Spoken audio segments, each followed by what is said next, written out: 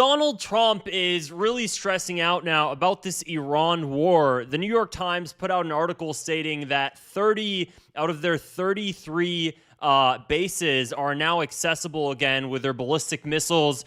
Donald Trump made a post on Truth Social stating that the New York Times is putting out false hit pieces. So take a quick listen to this first, and then I'm going to show you that article. We have a lot of things to discuss. I wouldn't say Iran is one of them, to be honest with you, because we have Iran very much under control. We're either going to make a deal or they're going to be decimated. So one way or the other, we win. He always says this: either they make a deal or they're going to be decimated. A few days ago, he made a statement stating that if they don't make a deal, they're going to see a big glowing light over Tehran. So, I mean, these sort of threats continuously being made, they don't amount to anything at this point.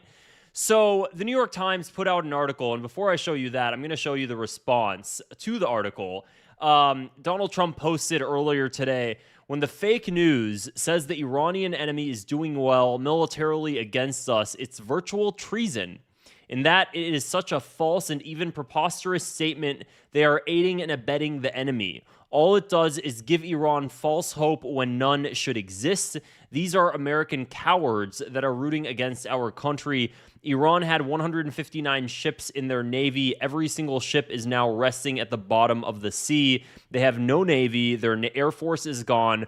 All technology is gone. Their leaders are no longer with us, and the country is an economic disaster. Only losers, ingrates, and fools are able to make a case against America. President Donald J. Trump. And then, of course, Pete Hegseth shared this on Truth Social as well. And this is coming from, he's responding to this from this New York Times piece here, stating that U.S. intel assesses Iran has restored operational access to 30 of the 33 missile sites it maintains along the Strait of Hormuz. So here's the actual New York Times article that he's referencing and that he made this statement on. And it says, U.S. intelligence shows that Iran retains substantial missile capabilities. The Trump administration's public portrayal of a shattered Iranian military is sharply at odds with what U.S. intelligence agencies are telling policymakers behind closed doors, according to a classified assessments from earlier this month that showed Iran has regained access to most of its missile sites, launchers, and underground facilities. Most alarming to some senior officials is evidence that Iran has restored operational access to 30 of the 33 missile sites. I think I might have said military sites earlier. It maintains along the Strait of Hormuz, which could threaten American warships and oil tankers transiting the narrow waterway. People with knowledge of the assessments said they show, to varying degrees depending on the level of damage incurred at the different sites, that the Iranians can use mobile launchers that are inside the sites to move missiles to other locations. In some cases, they can launch missiles directly from launch pads that are part of the facilities. Only 3 of the missile sites along the strait remain totally inaccessible, according to the assessments. Iran still has about 70%. This part is pretty crazy. 70% of its mobile launchers across the country, and has retained roughly 70% of its pre-war missile stockpile, according to the assessments. That is wild.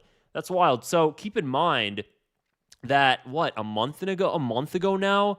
Actually more, because I was still traveling. So more than a month ago now, there was, sorry, I saw something weird happening outside. There were reports that we decimated their missile stockpiles to 30% of pre-war conditions. Now they're stating that they still retain roughly 70%. I don't think anybody knows, and I think Iran has in stock a lot more than we anticipated. They went from U.S. assessments stating, oh yeah, we've totally destroyed everything. Now, actually, we didn't destroy everything. They still have 70% of their stockpiles left. We drained more than 70% of our most high-tech munitions. Israel basically has no defense capabilities left. The Iron Dome is the last thing standing when it comes to the arrow system.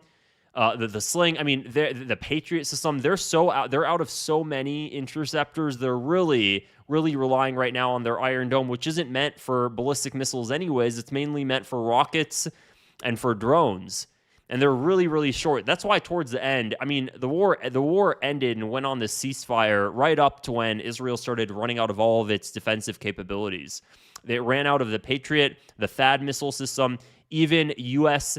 THAAD and Patriot systems that were around the Middle East. They were all depleted. I showed you guys previously a graph or a table of when Israel was supposed to run out of certain munitions, including with the U.S., along with the U.S. and its allies, on which dates. And Israel was already at the time, right when the ceasefire started, that the only thing really it had left was the Iron Dome, which wasn't even meant to intercept missiles, and it was attempting to intercept missiles because it was already running out of its David Sling. And there were videos where the missiles were coming in and Israeli defensive capabilities, Israeli defensive weaponry weren't even engaging. There was nothing to engage, so they just let them fall, especially if they were falling in places that didn't seem like a threat. That's how bad things were getting. And now we're here. So the United States ran out of it. It's been really running dry on its defensive capabilities. The Iranians, they don't have any defensive capabilities much left. Actually, no, I take that back. They definitely do. They have lots and lots of offensive weaponry, and so does the United States. Not the high-tech ones. Those we really started depleting. The JDAMs, which are, kind of more like just less high-tech, less of our most high-tech weaponry. JDAMs, we have thousands and thousands of them left. I was reading a table. I think I'm gonna show you guys the source again. If you scroll down my profile, I think I even have it as written as a post actually. So if you go down my post, you'll see the table that I'm talking about, and I have a link to the source. And it's a pretty, I can't remember which institute. It's a very well credible institute. They were predicting ammunition depletions in Ukraine-Russia war, and they had it down very spot on. So regardless, this is where we're at now. Iran still is retaining much of its missile launchers, much of its pre-war missile stockpiles, which is insane. And then I think at this point, I would say they basically have infinite drones, it seems like. Those drones are so dang cheap. Do you guys see them? Have you seen a video of how they look like in production? I think I saw a video coming out of a China factory or something making the bodies for them. I mean, it's really they're just plastic molds for the bodies. They can crank out so many of them like candy, and they're such cheap drones. Initial assessments were, they're $50,000 drones. Then it dropped down to $7,000. I wouldn't be surprised if it's even lower than that. And because it's so low, because the cost is so low and they can produce so many of them, and, and they're so, even if they're so easy to take down with the interceptors, you're depleting $1 million interceptors with a few $1,000 drone.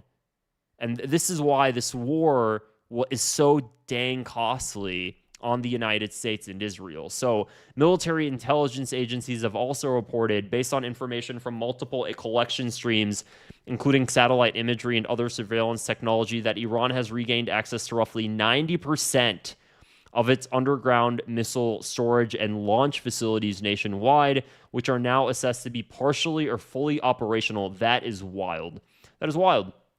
So the findings undercut months of public assurances from President Trump and Defense Secretary Pete Hegseth, who have told Americans that the Iranian military was decimated and no longer a threat. So now you can kind of understand why Trump is stating what he's stating, and he made that post on Truth Social.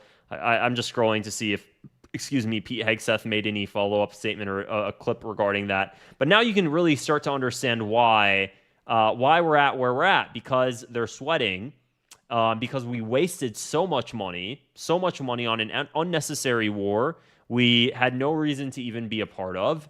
And now we're doing this. This was all done for Israel, and it just goes to show how much foreign entanglement is damaging to a country. Keep in mind, all the United States wants to do right now, all the best thing that's in U.S. interest right now is to get the hell out of there. I was just interviewing Scott Horton earlier today. Some of you guys saw that video, and for a while, all we talked about was the Iran war. Just get the hell out of there. Meanwhile, 2 days ago, Benjamin Netanyahu goes on 60 Minutes under CBS News, ran by Barry Weiss, basically Mossad asset, and he was stating that the Iran war is not finished, as if he owns the place, as if he's the one who calls the shots. He says, the Iran war is not finished. I mean, you can't. if this war in of itself isn't enough proof that Israel is the largest threat to the United States of America right now, I don't know what is. If this doesn't show that our relationship with Israel is the most damaging relationship to U.S. interests, then what more evidence do you need? So every single time, you're filling up your gas and you're seeing the gas prices and you're recognizing you have less expendable money every single month because of this ridiculous war, this foolish, unnecessary war. Keep in mind, it was because of the fact that we have a parasitic relationship with Israel. And then we pay our taxes and we send more of our tax dollars to that parasite. That's the relationship between the United States and Israel. And if you speak up about it, well, guess what? Mike Lawler will put down more legislation to ban that sort of criticism. And we'll just have Congress pass a new anti-Semitism legislation using the IRA definition. That's what they'll do. That's what they'll do. We already have Israeli politicians stating that we have to change the First Amendment in order to protect it. So use your free speech while you can. That's it for this video, guys. If you found it interesting, I'd appreciate it. Just go ahead and click the subscribe button below and give it a thumbs up as well. It helps me reach more people like you. Also, if you haven't yet, definitely consider joining as a member. If you see people in the comments with the John F. Kennedy emoji and the censored emoji and all those other emojis, you can use those emojis too if you join as a member. So you click the join button below next to the subscribe button, and you can also see member-only videos I do pretty often. I'll be doing one tonight as well. Hope you guys found this video interesting, and I will talk to you again soon.